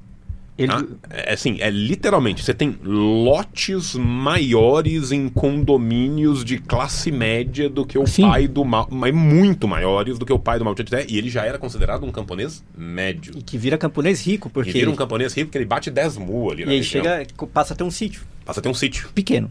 Um sítio pequeno. Entendeu? Então, assim, é essa a China que nós estamos falando, né? E nós estamos falando de um movimento que vai cruzar a China de um lado a outro, passando por toda a China, um movimento que vai nascer pluralmente, porque ao mesmo tempo que você tem a fundação do partido em 21, você estava tendo quase que, ao mesmo tempo, um pouquinho depois na França também, todos aqueles estudantes que tinham sido mobilizados, tentando fundar ali, um pouco depois você tem na Alemanha também uma fundação de um partido comunista, né? Essas forças vão se juntar. Muitas vezes essas forças só vão descobrir a posteriori que elas estão fazendo algo muito próximo, né? Se for pensar o que é a construção dos sovietes pelo Mao e o que o Zhou Enlai estava fazendo lá embaixo, é algo muito próximo e que não necessariamente eles estão sabendo o que um estava fazendo. Eles vão descobrir depois. Vão descobrir quando eles vão se encontrando, né? Então, assim, é esse movimento gigantesco que vai varrer uma nação, que vai ser quase morto e vai renascer como a fênix milhares de vezes para no final conseguir triunfar. O Hugo falou uma coisa aqui que é muito importante, gente. Nós estamos falando de um povo que em 1949 vivia 39 anos em média. Médio. Nós estamos falando de uma das nações mais pobres do mundo inteiro, com uma população gigantesca, que vai chegar em 78 com essa expectativa de vida quase duplicada. É uma coisa insana de você pensar o que é essa construção. E essa construção não termina em 49. Né? A gente tem que lembrar que a década de 50 o pau continuava cantando dentro da China. Né? A gente tem que lembrar o que foi a pacificação do Tibete no meio da década de 50. Né? Então, assim, é uma construção gigantesca que, no final das contas, nós vamos estar falando de 800 a 900 milhões de pessoas sendo retiradas da pobreza. Né? É um exemplo e um farol pro mundo inteiro. Desculpa, eu fiz a introdução contínua. Que rola durante a pandemia, né? A China elimina a extrema pobreza durante a pandemia de Covid. E aí é sempre bom pensar que a Revolução Republicana ela acontece em 11, aí tem isso que o João falou, que essa tentativa de refazer a monarquia em 15, enquanto isso o imperador, a coitada da criança, tá morando na Cidade Proibida ainda, ele só é tirado depois lá pelo general cristão. E era esse tipo de ditador. Não, e a criança sendo abusada por eunuco. Não, é uma coisa horrível. E aí depois casam ele com as moças lá, e ele vicia em ópio também, elas viciam em ópio. E aí ele não sabia o que estava acontecendo. E ele tinha um trauma muito grande, que ele era uma criança que foi tirada do pai e da mãe. Ele ficava muito bravo porque assim, cadê minha mãe? E é tudo muito, muito, muito maluco lá. E assim, o Ocidente aí democrático, arrumado, civilizado, esse Ocidente ele simplesmente está olhando para isso e falando, não, a gente reconhece lá esse ditador militar aí do momento, que era o regime de Peian, né, que ocupava Pequim. Só que na prática é isso que o João está falando. Os velhos generais do imperador mandavam em cada região. A China estava fragmentada. E esses generais do imperador, eles começam a fazer muito dinheiro com o quê? Com o ópio. Plantar papoula. Pegar e arrancar terra de camponês e falar, vamos plantar o ópio. Entendeu? E dane-se a fome. O Snow, que escreveu Estrela Vermelha, ele se politiza, que ele só era um americano aventureiro, que fez universidade e tal. Ele se politiza quando ele vê a grande fome do Noroeste, que vê que umas 10 milhões de pessoas morreram de fome por conta dessa ação dos senhores da guerra, de falar, não, aqui a terra é pro ópio, você vai se lascar ali. As árvores não tinham mais casca. O pessoal comia casca e comia bolinho e comia barro. É. E um detalhe, isso que o João falou também é importante das campanhas de cerco e aniquilamento, que aqui o Snow fala bastante sobre elas. Eram dirigidas por conselheiros militares alemães envolvidos com o nazismo. Sim. Vai ter general que aconselhava o Chiang Kai-shek que depois cometeu crime de guerra. Lá pelo... E um detalhe, o outro concunhado do Chiang Kai-shek, o H.H. Kung, ele tentou convencer o Hitler a apoiar a China contra o Japão. Tem uma foto dele lá com o bigodinho, porque ele achava aquilo muito massa. Então o Ocidente passa um pano, porque o Ocidente depois apoiou essa gente quando eles fugiram para Taiwan, mas eles eram envolvidos com o nazismo. Tinha um movimento lá, Nova Vida do Chiang, que era um negócio muito fascista. Muito fácil. Muito fácil. E era a coisa dos camisas azuis, né? Que era o equivalente aos camisas negras italianos. Porque tem esse período de 27 e 28, aí 28 o Chiang vira esse líder da China, e a China passa a ter um governo centralizado, mas tem guerras ali com exércitos regionais, tem a Guerra das Planícies do Noroeste, tem essas campanhas contra os comunistas vão criar o primeiro soviete, engraçadíssimo, porque soviete em chinês é uma... Você translitera o som, aí fica Sufei, que parece um nome de uma pessoa. E aí, às vezes, alguns senhores de terra começavam a colocar recompensa para que prendessem o senhor Sufei, porque achavam que era um cara. Qual de vocês jovens é o tal do soviete? Soviete. Tipo aquela história que tem aqui na ditadura brasileira, né? Que a polícia foi na casa do cara e pegou o livro sobre cubismo. Achando que era coisa de Cuba, tá ligado? É tipo isso que rolava lá. E... Gente, há pouco tempo atrás, né? A polícia do Rio não Bakunin. tinha colocado um mandato pro Bakunin. Foi Bem lembrado. Polícia carioca Bem lá. lembrado. O carioca colocou o mandato pro Bakunin. E eu desconfio que esse mandado de prisão nem foi levantado. Acho que tá lá ainda. Os caras estão Procurando ainda. procurando. Os caras falam, ó, acho que estão querendo enganar a gente. Aí fala que esse cara já morreu. Mas a gente sabe que ele tá escondido em algum lugar tem aqui. fraude, tem falsidade ideológica aqui, fraude documental. Né? E a China tava nessa parada, aí vai rolar isso. Só que na longa marcha, que é importante contar, quando tem essas campanhas, a quinta campanha é de fuder, eles iam matar todo mundo mesmo, eles conseguem fazer uma manobra militar milagrosa e eles estavam cercados no soviete. E aí eles começam a marchar feito louco, eles vão no cavalo doido, eles enterram o que tinha de ficar, metem o que eles podiam levar nas costas e vão fazendo essa marcha. E eles se movem ali do sul, mais ou menos assim em direção ao oeste, depois eles conseguem virar para o norte. E a parada da longa marcha, ela é muito importante, que é uma das coisas mais heróicas. Esses caras marcham em uma alta velocidade. Gente, eles chegam a fazer 80 km num dia. Num dia. Era uma coisa que a gente não tem noção aqui. É tipo um transe místico que os caras, assim, eles se imbuem e foda-se. E os caras não conseguem agarrar eles. O Chiang Kai-shek, ele fica igual o Barão Vermelho e o Muttley lá. Então, a hora que ele até toma um avião para chegar na frente e fala, não, a gente tem de parar esses caras aqui. E o Chiang Kai-shek, né, ele foi o grande profeta da Revolução Chinesa. Ele fala, se os caras cruzarem o Yangtze aqui, acabou pra gente. E eles cruzam, né? Em torno de um ano, eles percorrem 12 mil quilômetros. É como, o Snow dá esse exemplo, é como você ir de Nova York pra Califórnia e voltar. Em um ano. Ninguém, é uma coisa muito... E é muita gente morre congelada, muita gente morre atacada. Tem alguns... Morre de exaustão. Você pega os relatos da longa marcha, de tipo assim, o cara que era cozinheiro, ele também era o armamentista e também estava caminhando com ele. Então, assim, na hora que ele terminava de todo mundo cozinhar, os caras que eram cozinheiros ainda iam fazer a comida. Às vezes o cara tá cozinhando, ele para. E os caras, oi e tal, e o cara cai. Morreu de exaustão. E gente morreu congelada.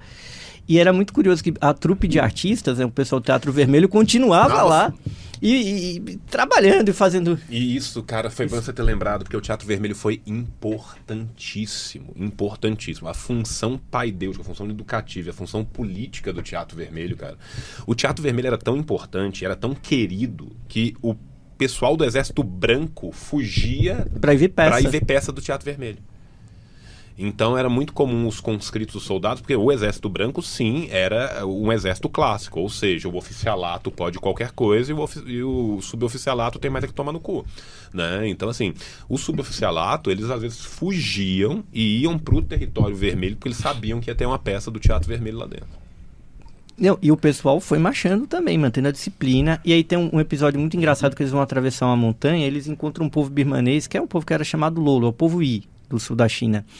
E o Liu Pochen, que depois vira um dos marechais, ele sabia falar a língua deles, que ele era do sul. Aí eles fazem um pacto, fazem um ritual, eles cortam a cabeça de uma galinha e bebem o sangue da galinha.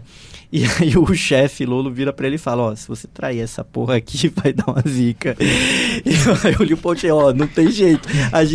O que eu fiz aqui com o chefe Lolo não tem como voltar que vai dar errado. Eu bebi o sangue da galinha, a gente tem de incluir esses caras, a gente tem de dar terra pra eles. Ninguém na China nunca voltou atrás.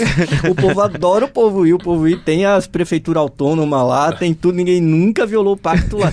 E aí, o Chiang Kai-shek ia pegar eles. Aí o Chiang Kai-shek fala, eles não vão entrar nessa floresta porque aqui tem os lolos. Os caras vão matar eles e vão comer eles. Aí eles saem da floresta, porque os Yi metem eles na floresta e eles enganam. Então tem um aspecto... E isso ainda tem um paralelo com as histórias clássicas da China, né? Sim, não, e isso é muito importante. Você citou o que eu descobri editando o livro, né? Porque o romance chinês, ele não era uma coisa muito permitida. Você tinha de ler livro do Confúcio, essas coisas para sua formação. O romance era uma coisa que o pessoal lia, mas meio escondido, com a capa de papel de pão. E tem muita história de rebeldia no romance. Tem o Jornada Oeste, que inspirou o Dragon Ball Z. O Dragon Ball Z, o Kakaroto lá é o Rei Macaco que o Mao adorava. Tem a Margem d'Água, que é uma tipo história de Robin Hood chinês, que tem um detalhe importante. Eles eram foras da lei, lutavam contra o Império, depois eles se tornam soldados do Imperador e quando eles se dobram ao poder, eles caem em desgraça. E o Mao dava esse livro para que todos os cadetes do Exército Vermelho lessem. Olha, se você chegar no poder e se dobrar, você vai ser aniquilado. General Yue Fei também... Fala da lei do pântano, né? O Outlaws of the Marsh. Eles liam muito essa parada e era uma coisa da formação desse imaginário. Porque o Mao, quando era garoto, ele ia escondido. Então, eles tinham todo esse imaginário de alfabetizar e começar a contar essas histórias de rebeldia, cara, de viagem e tal. E esses caras vão chegar milagrosamente lá em cima, lá no noroeste chinês, quase que na Mongólia, porque a China tem uma província chamada Shanxi, tem outra que é só Shanxi, aqui numa pronúncia vulgar. Mas Shanxi é onde tem a primeira capital, que é Xi'an, que tem aqueles guerreiros de terracota, aquela parada. E tem aqui o Rio Wei e o Rio Amarelo. Só que lá mais pra cima tem umas montanhas, e é aí que eles se enfiam. Aí os caras, depois de tudo isso, gente que morreu pra caramba, eles fazem o quê? Universidade, escola, recriam tudo. Isso é 35 para 36, na verdade.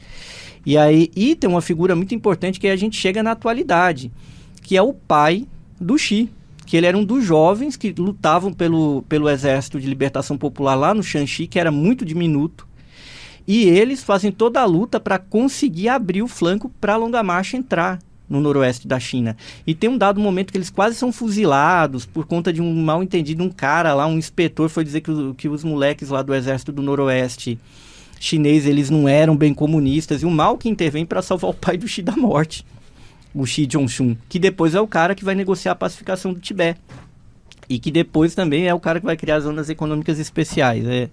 Mas eles salvam, então o cara que era o chefe deles, que era meio que também um fora da lei, era meio que um lampião, assim, que vira comunista, que é o Liu Zhidan. E o Liu Zhidan morre em combate. Quando ele tá morrendo nos combates para abrir a clareira para os caras conseguirem entrar. Aí ele pede, quando ele vai morrer, para que eles virem ele, para ele morrer olhando para as montanhas. E aí a filha dele é meio que adotada, ela vira meio que uma criança coletiva, que tinha muito isso também. Era muito órfão e as crianças meio que viravam crianças coletivas.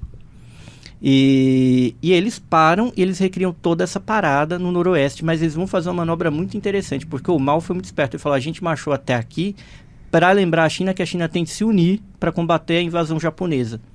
E muitos militares do Kuomintang que eram de direita, eles vão começar, olha, a gente tem de se aliar com esses caras. Porque que história é essa do Chiang Kai-shek que está gastando todo o recurso do país para fazer uma guerra interna, o Japão está avançando de pouco a pouco. Que parada é essa? E é aí que a gente chega nesse episódio muito curioso em 36, que o Chiang Kai-shek é sequestrado em Xi'an.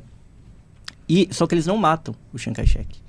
É uma coisa que é difícil pra gente entender, que aí é uma coisa bem chinesa. Eles dobram, prendem. O Zhou Enlai vai falar com ele em pessoa. E o Zhou Enlai brinca: você tá bem, hein? 10 anos que eu não te vejo. E isso tá bem demais pra uma pessoa que deveria estar governando a China. O Chiang Kai-shek acha que vai ser morto. Não é morto e os caras dobram ele. Só que isso é uma manobra genial, né?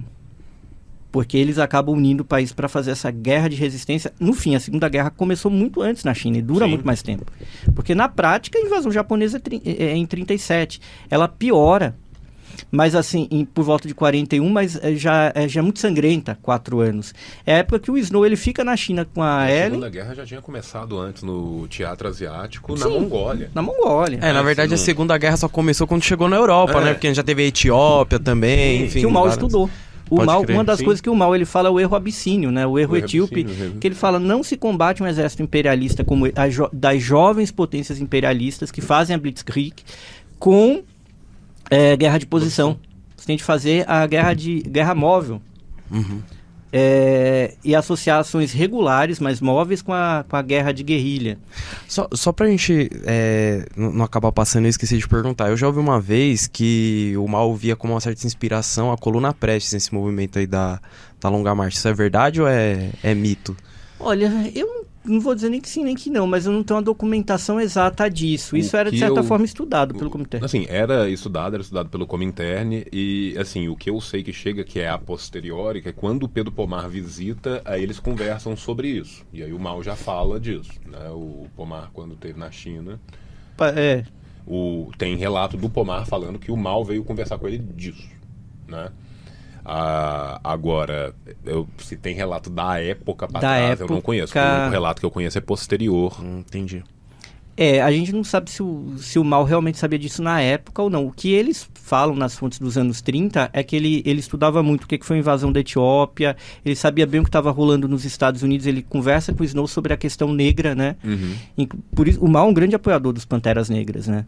Angela Davis leu Estrela Vermelha quando estava em Cana. Porque o Mao e a imprensa chinesa sempre teve uma posição favorável. Isso começa inclusive aqui na contracapa tem, né? Ela leu a Estrela Vermelha em Cana. A formação do Panteras Negras básica era Mao e Fanon. E o Mao em 36 pergunta para o Snow: mas essa situação de segregação social aí, o que é isso? Ele sabia bem dessa parada, e o Mao depois ele estuda muito a América do Sul. Né? Quando o João Amazonas vai para lá, quando todo mundo vai para lá, ele conversa bastante sobre detalhes, né? Inclusive o Mao tem uma conversa com o João Amazonas que é muito curiosa. Ele fala: mas quem é dono dessas metalúrgicas e empresas automobilísticas aí no Brasil? Não, são os americanos. Ia ser interessante se rolasse alguma coisa, uma greve nessa parada. Eu acho que tem um caminho aí.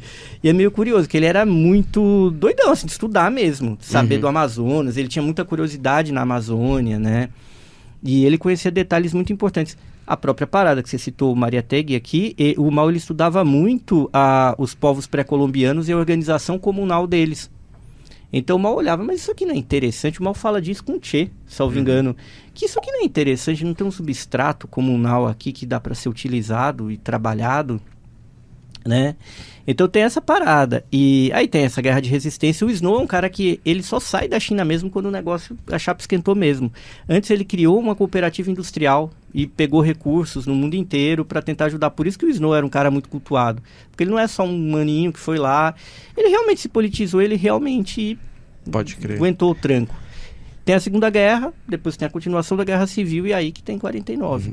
Nessa linha também, assim, da gente falar dos principais fatos históricos da Revolução, eu acho que um que sempre rende desinformação é a tal da Revolução Cultural, assim. Opa, momento polêmico. Momento polêmico, é necessário. Toca aquela música tensa, né? Tão polêmica. Já aproveitando, você vai fazer um comentário? Não, eu ia fazer uma pergunta, mas pode fazer seu comentário. Comenta, porque daí eu vou fazer a pergunta. Não, só ia perguntar assim, né? Como que se deu esse processo? Porque é isso que eu falei, é muita desinformação, muita mentira, tem toda essa coisa de que os caras matavam pra ver o tombo. E juntando essa questão, desculpa, mas é porque o episódio vai ser longo. Já pensando nessa questão da Revolução Cultural, eu queria que vocês comentassem também, porque tem toda essa desinformação por falta de material sobre o que foi a Revolução Chinesa. Ainda tem a propaganda imperialista, propaganda da direita, que leva a população, todo mundo que está aqui, para um caminho totalmente distinto do que realmente foi essa experiência. Então eu queria que vocês comentassem sobre um ponto específico também da Revolução Cultural, como que foi para a população suportar todas as consequências desse processo revolucionário, né? Porque tem muitos comentários de tipo, pô, mas teve a revolução, só que o povo ainda passa fome, o povo é escravizado, o povo tá comendo cachorro. E queria que vocês comentassem, até pra gente, pra toda a nossa galera que tá assistindo também, né? Porque o episódio tem esse caráter informativo, pra gente ter informações pra dizer, tipo, ó, não foi só isso, tinha um pensamento coletivista que estava por detrás, não era essa questão sensacionalista, né, do jeito que é posta hoje. Então, comentar assim como que foi que a população tinha esse interesse maior, né, não era uma questão engajamento. Uma questão meramente individual. Porque aqui, sei lá, no Brasil, se a Sabesp falar, vou precisar esburacar a calçada de todo mundo por 2 anos, vai ficar tudo esburacado, mas toda a cidade de São Paulo vai ter saneamento básico. A gente não aceita, tá ligado? Não, tem uma galera que não vai aceitar, a nossa mano. calçada, mas... E como que uma população inteira passou por isso e se manteve firme? Bem, deixa eu começar então da primeira, né? Começar da Revolução Cultural. A coisa que a gente tem que entender é que a Revolução Cultural está mais ligada ao grande salto adiante do que muitas vezes a gente pensa. E que outra coisa que a gente tem que entender é que sempre houve disputa. A luta de 2 linhas, ela continua dentro do Partido Comunista Chinês o tempo inteiro. Né? Então, assim, por mais que a figura de Mao vai se cristalizar e a linha do Mao vai se cristalizar, isso não significa que não havia uma luta de 2 linhas dentro do partido. Isso não significa que o partido não tinha a sua ala direita e a sua ala esquerda, né? O Grande Salto foi um projeto muito ambicioso e que foi muito prejudicado internamente por causa das brigas internas do próprio partido, né? Como o Grande Salto foi muito prejudicado pelas brigas internas do próprio partido, em que sentido?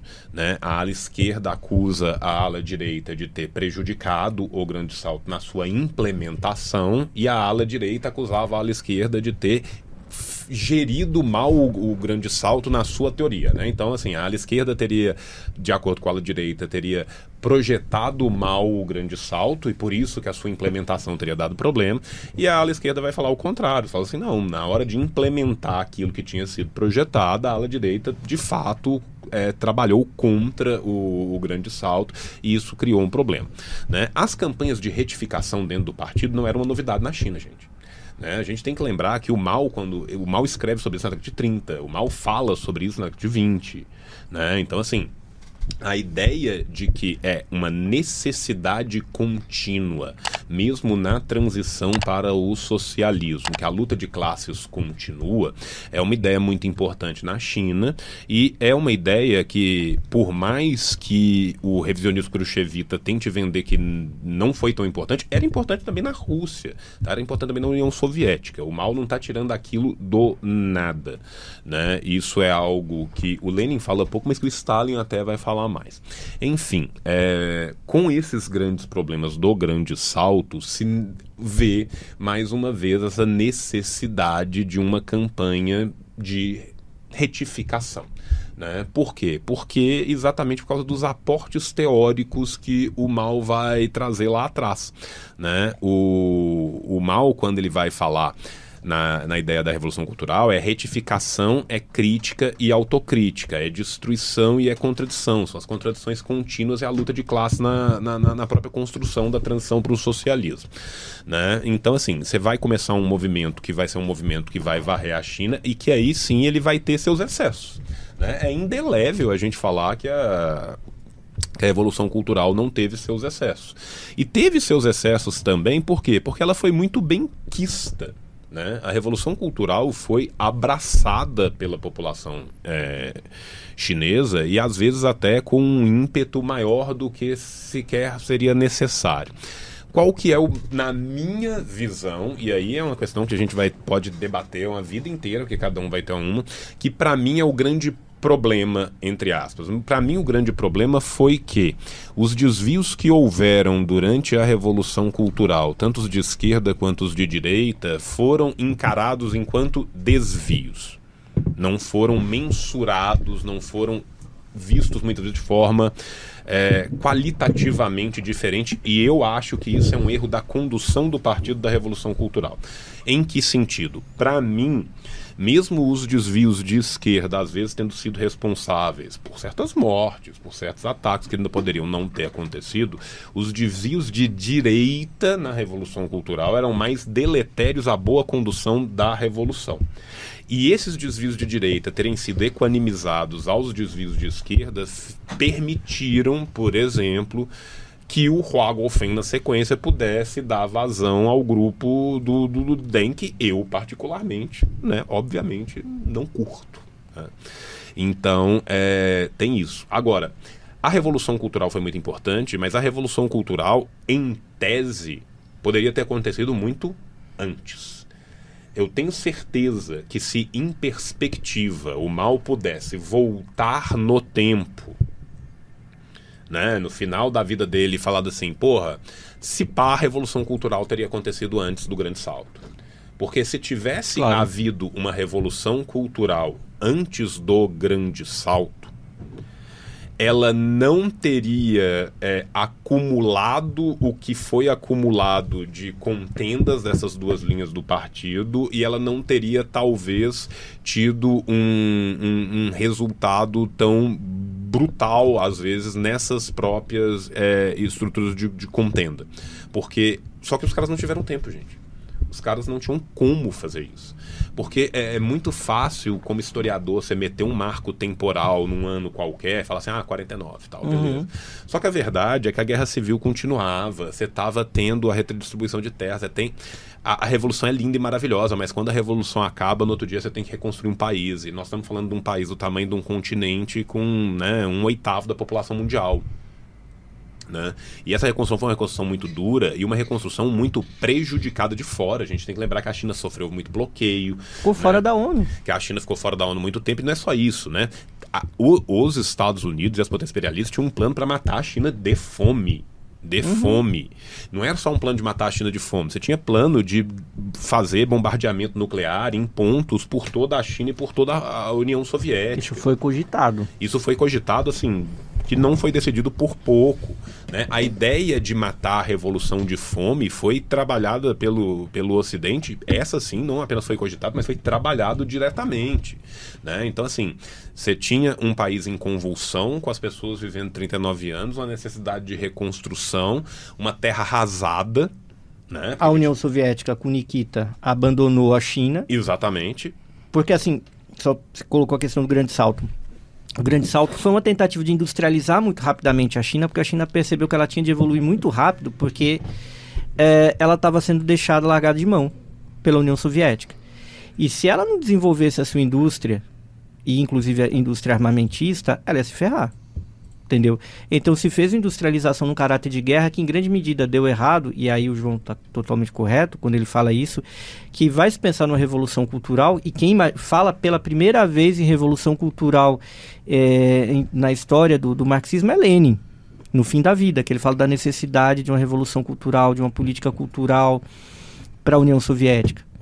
E Mao pega essa história porque, assim, no primeiro momento, vamos distribuir a terra, vamos no pragmatismo. Essa linha direita do partido é quem está mandando na economia no começo da China. Porque, vamos fazer crescer, vamos botar comida na mesa do povo. Mas quando rola isso, do abandono soviético gradual até chegar à ruptura, os chineses têm de se mover. Isso tem um custo. E além de todo o custo, teve um ano que foi uma tragédia ambiental lá, que teve inundação, e foi o momento mais delicado.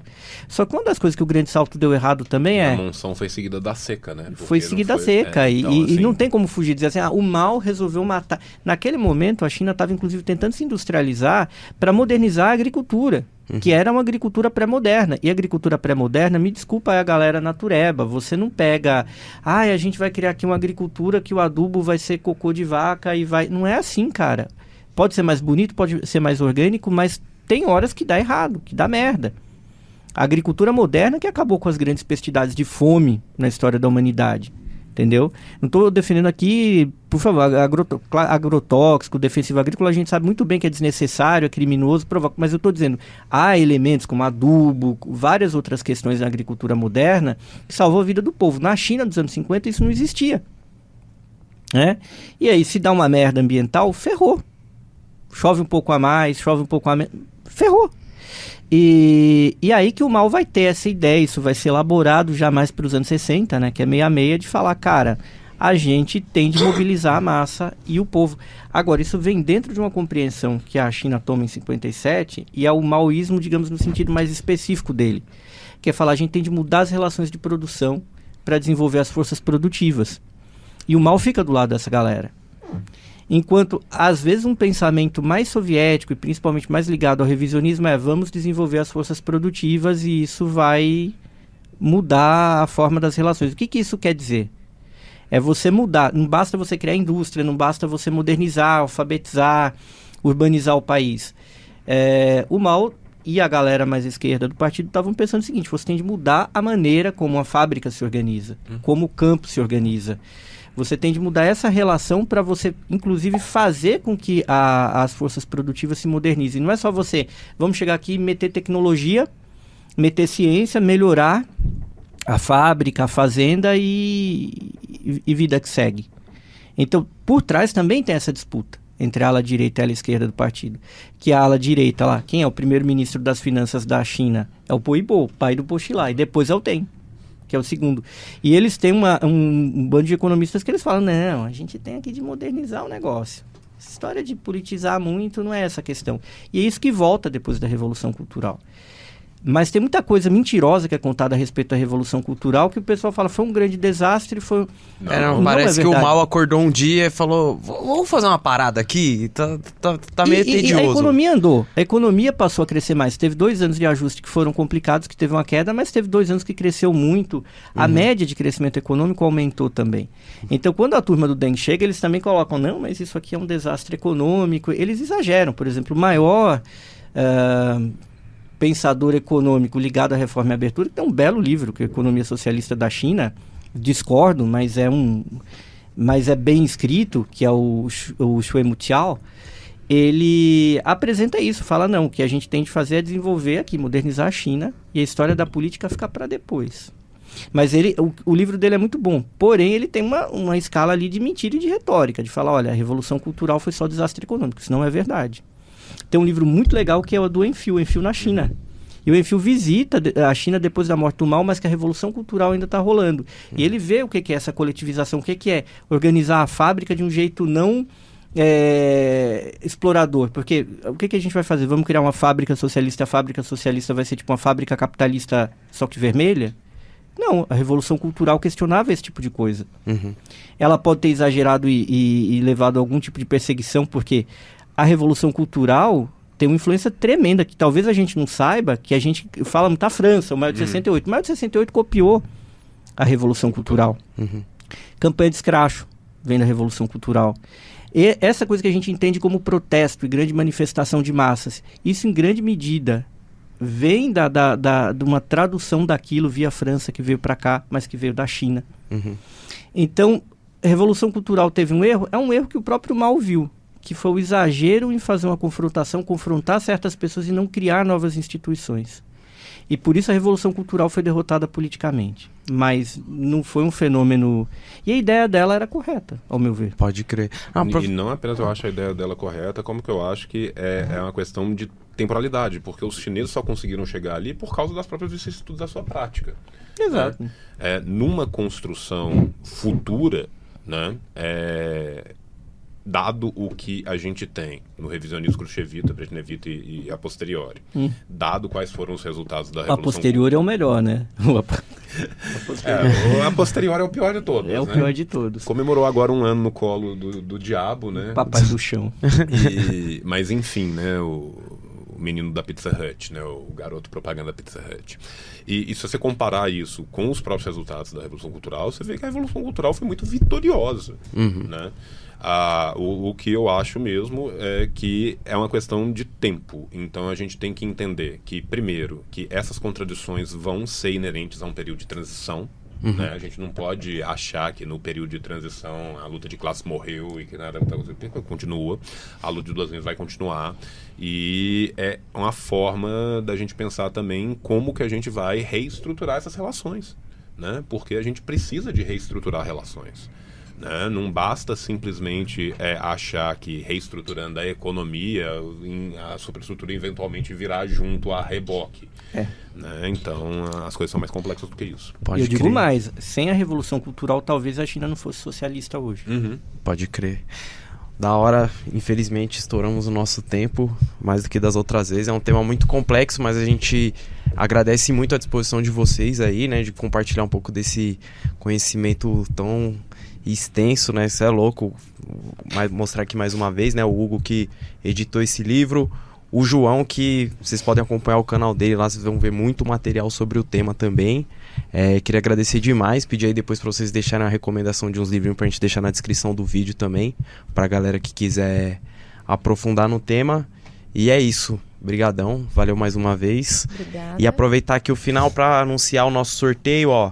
Começando hoje, vamos sortear esse livrinho lá, uma parceria do Antifacast com a Autonomia Literária e com a nossa academia, né, que chama Estrela Vermelha, né?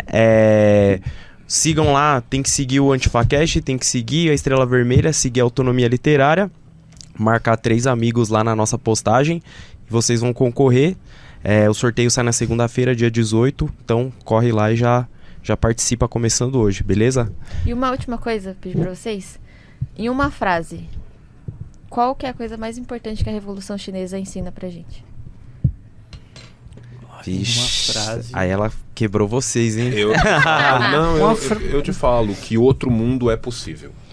Né? A China nos ensina que outro mundo é possível. Nós estamos falando de um país que era um dos países mais pobres do mundo, um país que tinha uma expectativa de vida digna do Antigo Testamento e que hoje, 70 anos depois, eliminou a pobreza extrema, tirou 900 milhões de pessoas abaixo da linha da pobreza, tem a segunda economia do mundo, a primeira em termos reais. Né? Então a China e a Revolução Chinesa nos ensinam que um outro mundo é possível. Numa frase, repetindo aqui a questão do mal, não é? Cada cidadão um soldado. Né? O Mal falava isso. E é assim que a gente pode construir a coisa. Pensar a coisa por via da autodefesa, de construir uma antiguerra e com intensa mobilização, e a gente pode transformar as coisas, inclusive até respondendo um pouco da tua pergunta lá, que a gente acabou não entrando, a China hoje tem um salário real que é o dobro do brasileiro. E a gente ainda continua falando que a China explora a mão de obra barata. Quem explora a mão de obra barata somos nós. Tá? Sobretudo a partir do Temer, do Bolsonaro, somos nós que fazemos isso, não são eles. Então, a China saiu de onde saiu, com a galera comendo casca de árvore, para chegar num estágio que você tem um salário que é o dobro do brasileiro, em termos reais, é muita coisa. Não ter fome, né? A China tem aí boa parte da população mundial, e só tem 20% da população mundial e 10% das terras aráveis, e não tem fome, o nosso país tem. Então isso ajuda a gente a pensar que tem um modelo legal ali, uma coisa importante, uma experiência importante rolando lá, e que muita coisa aqui é possível, muita coisa que a gente acha que é impossível no Brasil não é impossível, né? Muito pelo contrário. E dica de livro, além da Estrela Vermelha, claro, eu acho assim, lê o Mao, no original, os escritos dele mesmo, escritos da China, e de autores ocidentais sobre China, eu recomendaria muito lá o Enfio na China, né, que é muito bacana, é muito divertido, é um relato muito honesto. Eu recomendaria o Badiou e recomendaria também procurar, para quem lê inglês, mais livros do Snow e mais livros da primeira companheira dele, a Ellen Foster, que escreveu livros muito bacanas sobre arte, questão de gênero na China. Eles têm uma publicação extensa, Agnes Smedley, que o João lembrou aqui. Aí fica a dica para autonomia também, ó. É trabalho, mas... É muito trabalho, vou completar, né? A gente tem boas traduções de pessoas que viveram essa revolução junto. né? A gente tem o Hu Xiaomu, a gente tem o Chen Boda, que já estão traduzidos em português, que são autores importantes para quem quiser conhecer, né? Além da Agnes, tem também a Ana Louise Strong, que tem trabalhos maravilhosos sobre China, tem trabalhos maravilhosos sobre Tibete, né? O Amit Bhattacharya também tem um trabalho muito interessante sobre Tibete, que é uma coisa que sempre volta, né?